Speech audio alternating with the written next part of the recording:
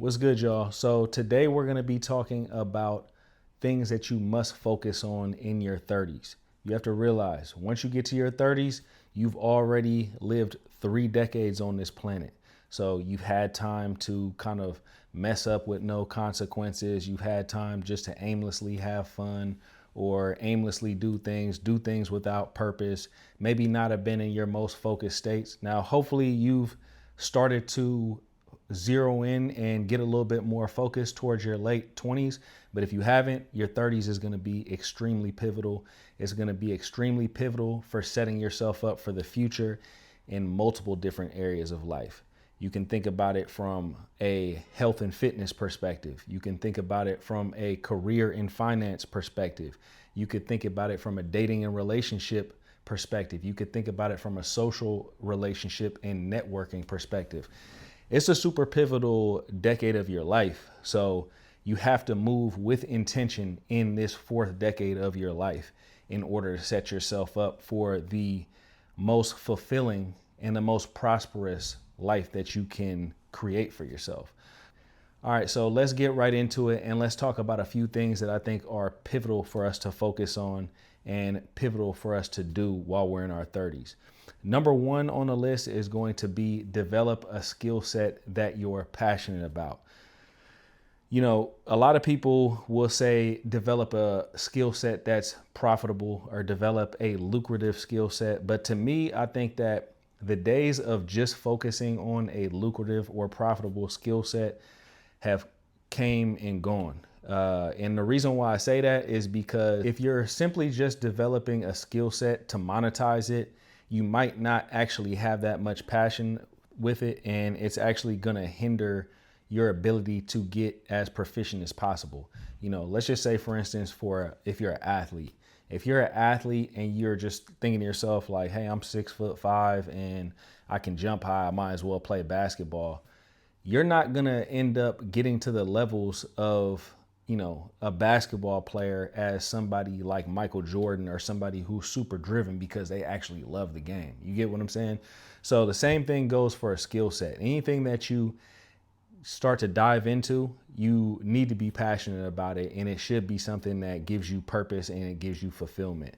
So I would say that should be priority number one in your 30s, but that is actually something that's actually not really easy to find. Finding purpose and finding something that you're super passionate about is actually something that takes time, and it usually just comes randomly in life. Not randomly as in it just falls on your lap, but it comes randomly in terms of you've done a little bit of exploring, you've tried a few different things out, and then you finally find something that clicks. And that is actually number two on my list, is exploration with purpose. And the reason why I say exploration with purpose is because we can do a lot of exploring in life, and it kind of can be aimless exploring.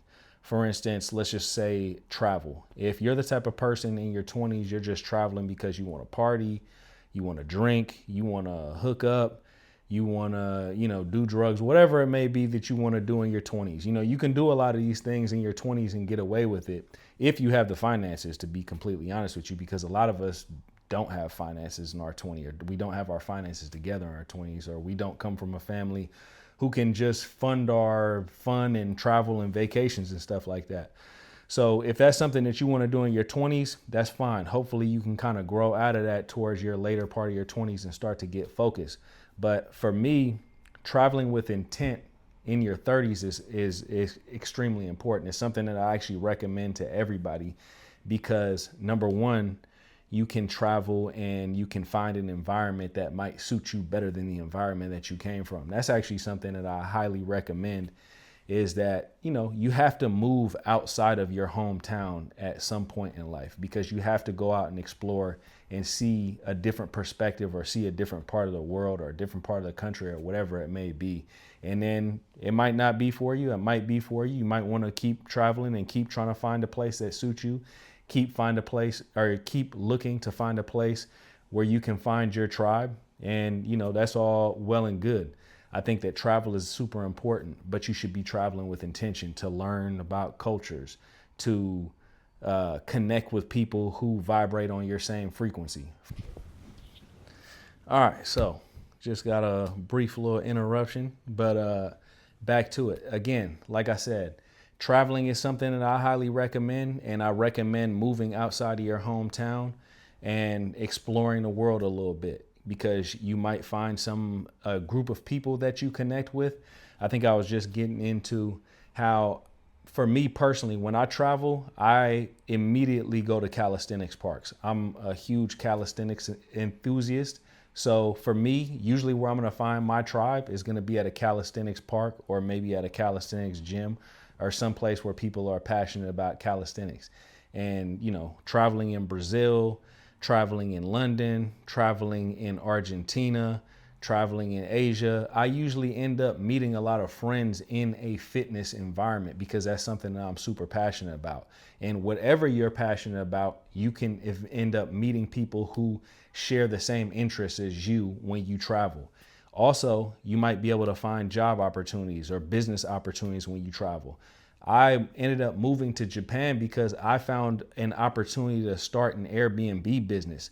And I think that happened when I was in my late 20s. When I was in my late 20s, I think I had started traveling to Japan around the age of 26. But I think when I was 28, I went to Japan and saw an opportunity to start an Airbnb business. And it was when I was 28. When I was 28, I went to Japan, saw an opportunity to start an Airbnb business, and I did that for 4 years. It was very profitable. I was able to live in Japan for 4 years and learn to speak another language. Didn't become completely fluent, but I got pretty conversational, and it was a great experience.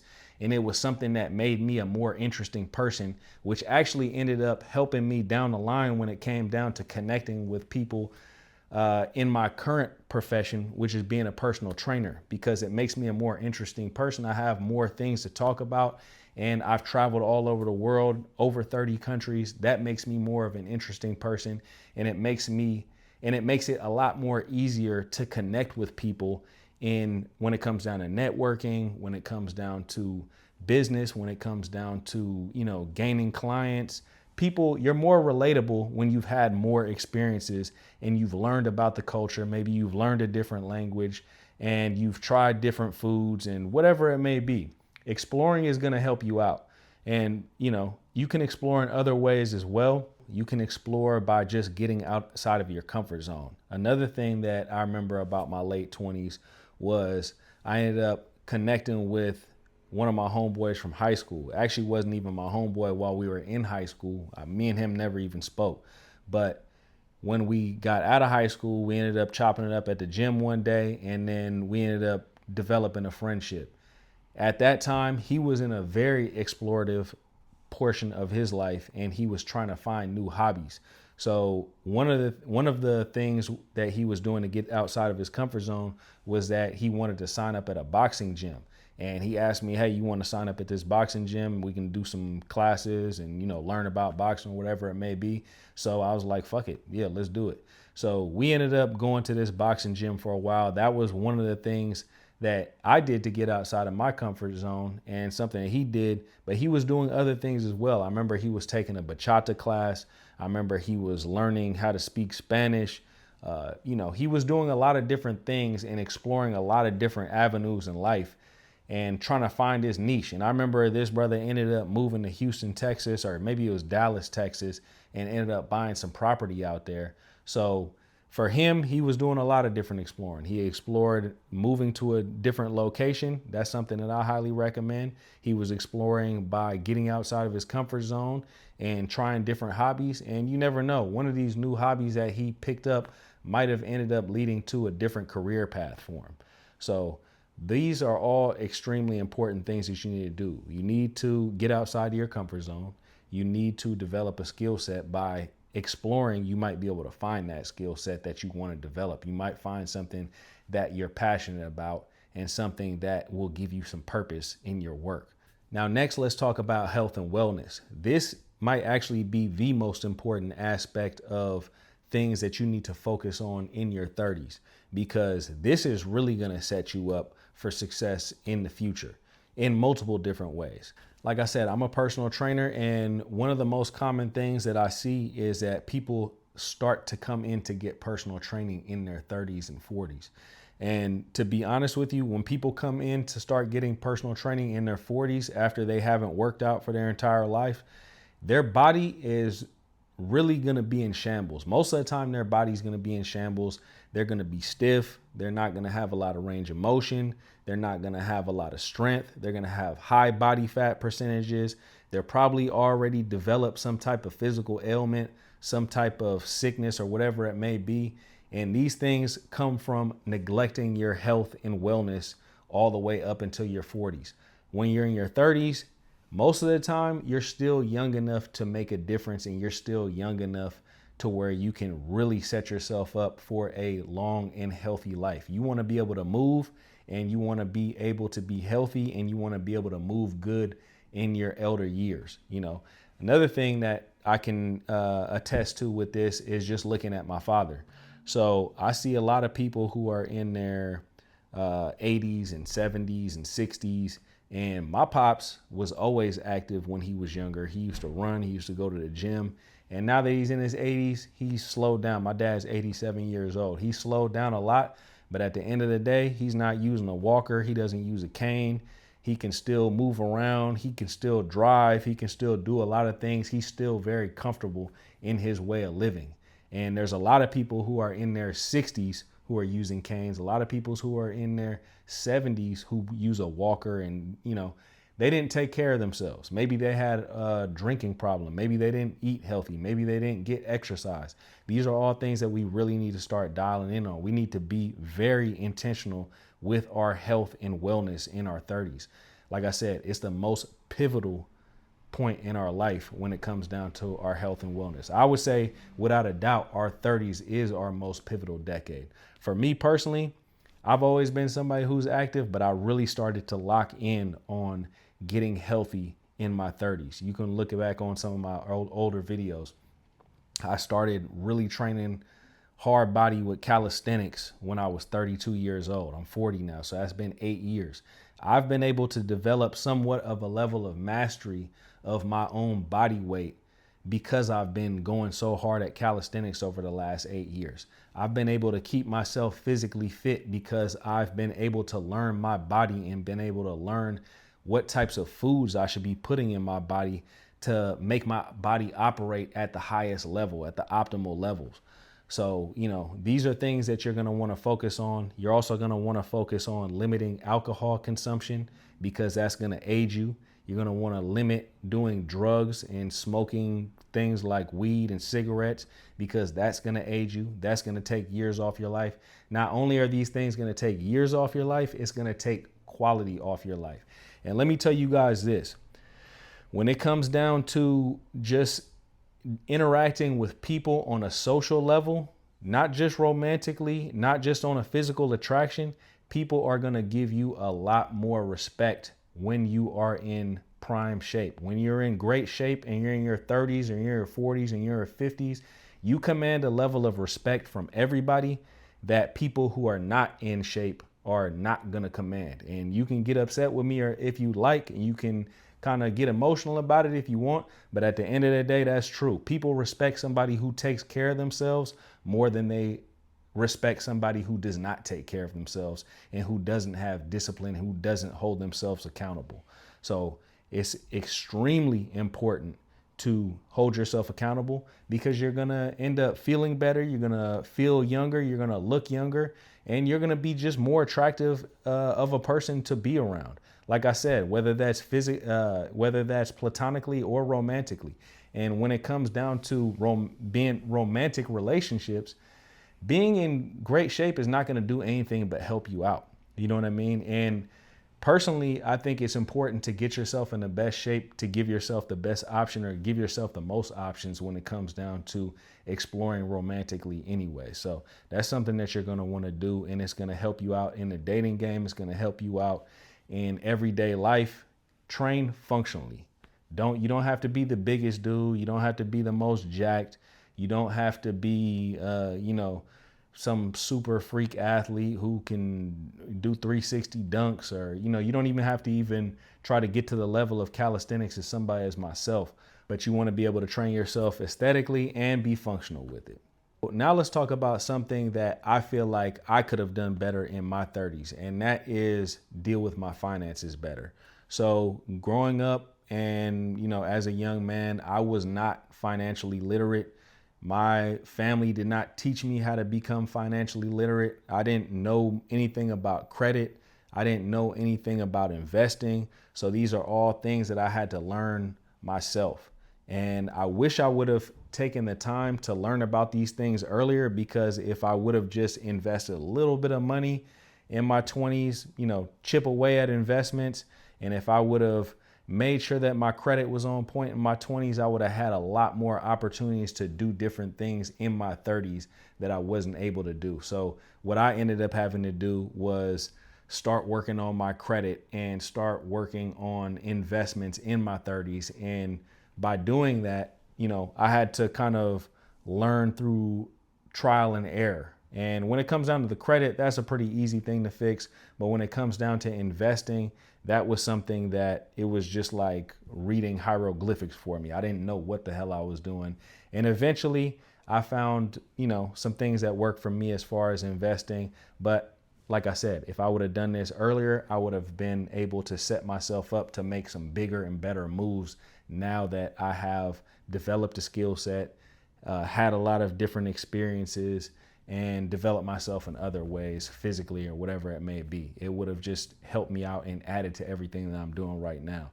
So I would highly recommend learning about the stock market, learning about cryptocurrency, learning about different things that you can invest in that will give you some type of return on investment. And that's going to end up helping you out in the long run. So here's a perfect example about how learning more about investments and credit and leveraging credit and investments would have helped me now that I turned 40 years old and I've developed my skill sets. I've had a lot of experiences.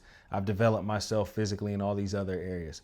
I'm currently looking to open up a gym, and I'm confident I'll have that gym open very soon. But I could have already had that gym open a year ago if I would have already had enough investments in place to where I could have just taken $150,000 and just opened up a gym. I wouldn't have had to come out to San Francisco and save up money and figure out ways to, build up finances to open up this gym, because I would have already had that in my treasure chest, and I could have just taken that money and been like, boom, this is what I need to throw. Oh, I need this for equipment. I need this for renovations. I need this for X, Y, and Z. And I could have put myself in a prime location to open up this gym versus having to do everything on the fly right now. So that's just a little personal example of something that I wish I would have focused on in my 30s a little bit more, or even earlier than my 30s, to be completely honest with you. I think if you're in your 20s right now, you're watching this video, you should start focusing on just small investments. It doesn't have to be anything huge. Investments compound and it creates compound interest. Everything in life creates compound interest, whether it's for the good or for the bad. That's actually probably one of the things that I learned in my 30s. If you drink a lot, that creates compound interest. If you don't work out, that creates compound interest. If you train hard every single day and eat healthy, that creates compound interest. If you invest your money correctly, that creates compound interest. So it's really all about what you're putting your energy into. And at the end of the day, one thing I'll leave you guys with before we end this video, they say that time is your most valuable asset. I would say that your energy is your most valuable asset. Your energy is your most valuable asset because even within a 24-hour span, we only have a certain amount of peak energy. And I would argue that most of our peak energy is in the beginning of the day. At the end of the day, we actually have time, but we actually don't have prime energy to put towards things. For instance, I usually get my best workouts in the morning or afternoon. I create the best content in the morning or afternoon. I write better in the morning or afternoon. I'm more sharper when it comes down to dealing with my clients in the morning or afternoon. You could say that this is because I'm a morning person, but scientifically that's not actually true. If you think about it from a scientific standpoint, when it comes down to a man, for instance, our testosterone is higher in the mornings than it is in the evenings. our energy levels are just going to be, our testosterone is productive energy.